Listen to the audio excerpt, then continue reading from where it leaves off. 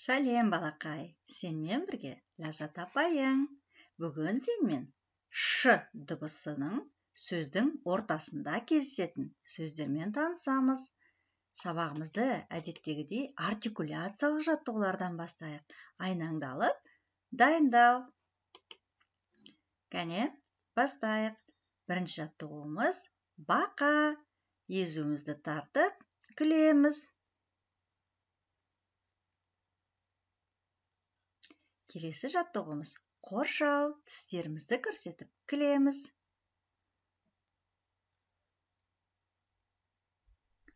Піл тұмсығы.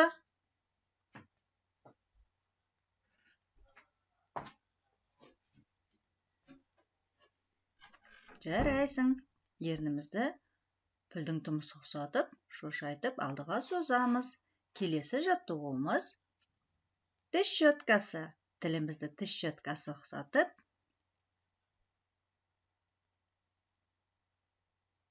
тісіміздің сыртын және ішкі жағын жақсылап тазалап шығамыз. Саңырауқұлақ. Саңырауқұлақты біз тілімізді жоғарғы қатты таңлайға жабыстырып, ұстап тұрып жасаймыз.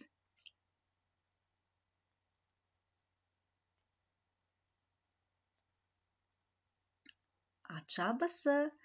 Таңлайға тартылған тілді ақырын жіберіп отырып, аттың шабысы ұқсатып жасайды екенбіз. Кәне бастайық.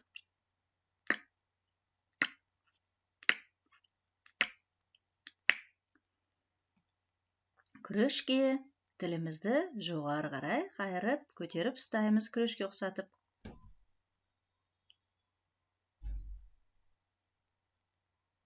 Тәтті тосап. Тілімізбен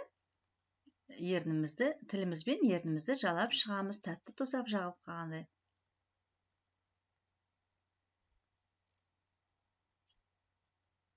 Жарайсың. Ең соңғы жаттығуымыз әткеншек. Тілімізді жоғарғы мұрынға қарай және төменгі екіге қарай созамыз.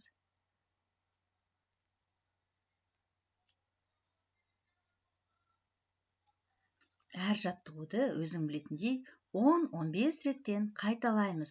Тіл жаттығуы бізге өте пайдалы екенін есіңнен шығарма, балақай. Ал енді буындарды дұрыс айтайық, балақай. Кәне, біздің бүгінгі сабағымыз ш дыбысының сөздің ортасында кездесуі туралы болған, е? Ш дыбысын айту үшін өзің білетіндей ернімізді қалашқа ұқсатып, немесе піл тұмсығына ұқсатып, алдыға қарай шошайтуымыз керек екен міндетті түрде. Кәне, а-ша, а-шо, а-шу, а-ши, а-шы, о-ша, о-шо, о-шу, о-ши, о-шы, у-ша, у-шо, у-шу, у-ши, у-шы, и-ша, и-шо, и-шу, и-ши, и-шы, і-ша, і-шу, і-шо, і-ши, і-шы. Жарайсың, балақай. Сен де менімен бірге қайталады деген ойдамын. Ал енді, балақай, мына суретке назарыңды аудара қойшы. Ана бұрышта сыпыртқымен ұшқалы отырған, артында мысығы бар. Ол кім екен? Дұрыс айтасың, сиқыршы. Сиқыршы бізді қорқытпақ. Мына заттардың барлығының ішінде ш дыбысы кездеседі екен. Егер сен ш дыбысын анық дұрыс айтпасаң, мен бұл заттардың барлығын сиқырлап жоқ қылам дейді. Кәне, барлығымыз осы заттарды дұрыс айтуға тырысайықшы. Бастайық кәне. Кеттік. Қамшы, күшік, ешкі, моншақ,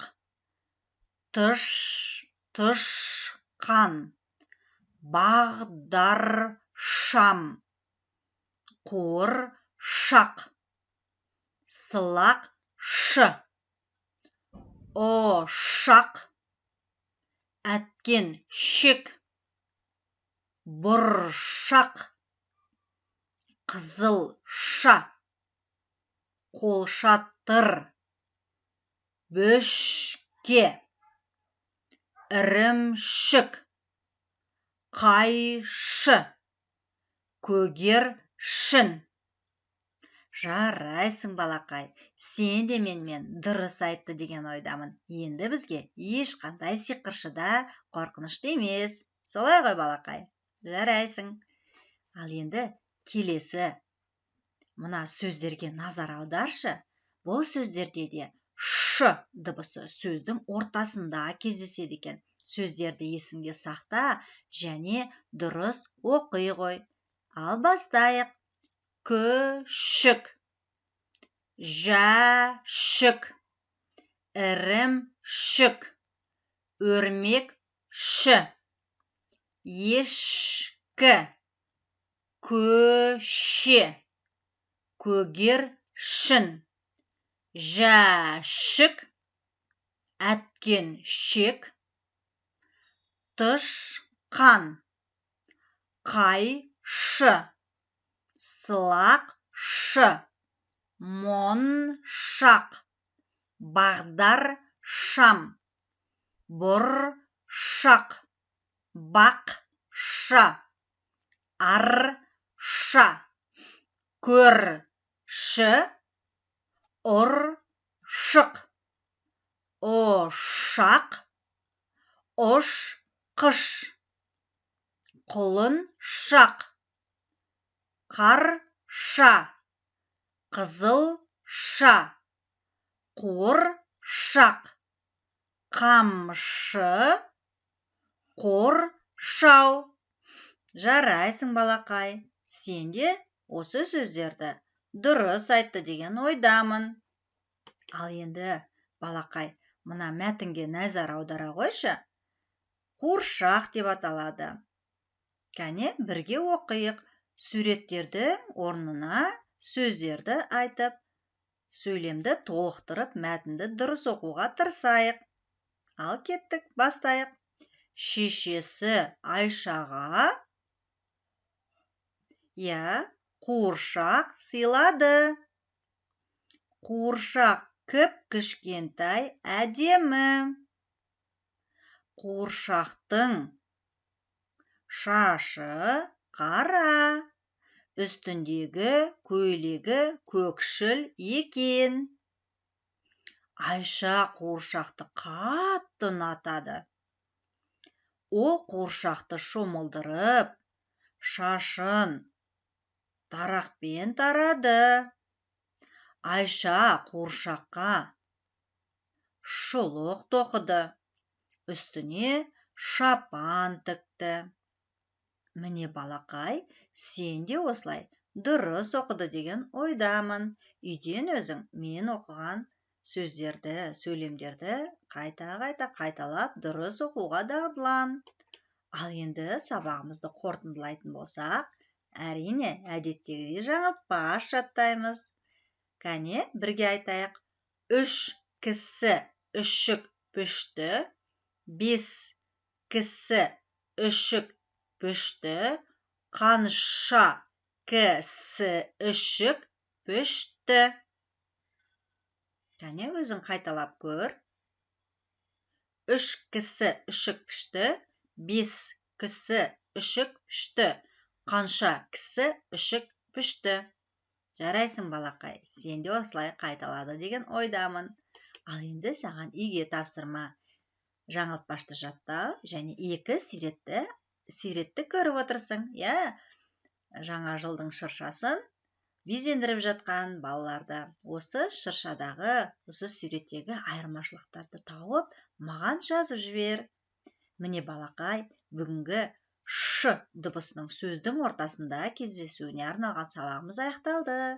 Менің каналыма міндетті түрде жазылуды және де қоңырауды басуды, өйткені қоңырауды бассаң, келесі сабақтарымды, жаңа сабақтарымды көріп отырасың. Сонымен қатар лайк басуды ұмытпа балақай, комментарий жазуды да ұмытпаңыздар. Келесі сабақта кездескенше сау болыңыздар.